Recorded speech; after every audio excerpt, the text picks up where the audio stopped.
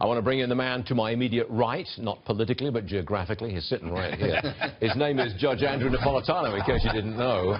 I want more on this, the people's right to see other people's tax returns. There's no such right. You know, you're correct about that, and I agree with Larry on that. There's an interesting phrase in her condemnation of the president. She also condemns the Republican Congress. I'm speaking of Mrs. Pelosi. Yep.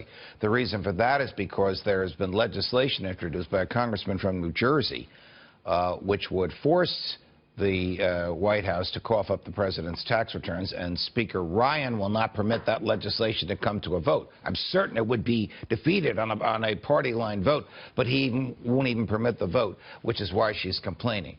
In New Jersey, in the New Jersey state legislature, there's legislation that would bar the name of a presidential candidate from appearing on the ballot if that candidate refuses to reveal his income taxes.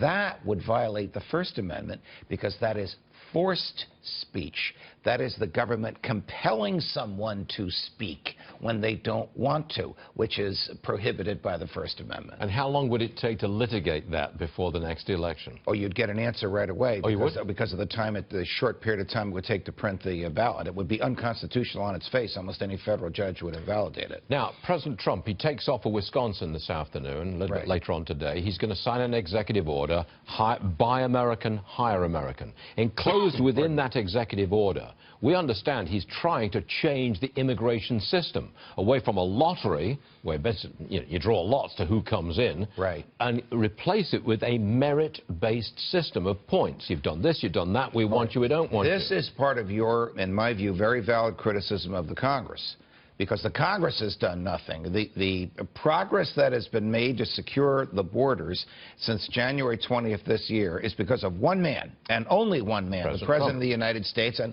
the thousands, the tens of thousands, the hundreds of thousands of people in the executive branch that work for him. Congress has done nothing. The president cannot change the lottery into another system. That's a statute. Only Congress can do it. So the same Congress that hasn't reduced tax rates, the same Congress that hasn't gotten rid of Obamacare, is the same Congress that hasn't touched any of immigration. What have they been doing since they got sent to Washington in January? Well, the Republicans have been fighting with themselves.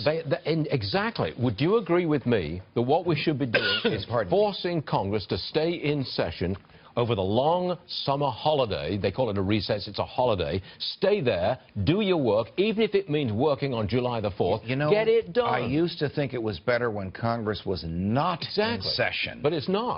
But now I want Congress in session to undo much of what its predecessor Congresses did under President Obama. Where is Congress today? On vacation. Its own spring break. They only Could you imagine that Congress gives itself a 2-week spring break? Who has the authority to say, you stay?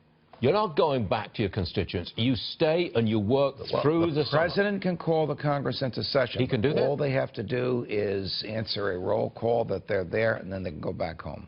So it's almost ridiculous. So we cannot, nobody can compel them to do this. There's two conflicting parts of the Constitution. One says the president can call them in. The other says they set their own rules. Their rules are once they answer the roll call, they can go. I mean, it's really ridiculous, but that's where we are. Out of the corner of my eye, Judge, thank you very much. I've just seen out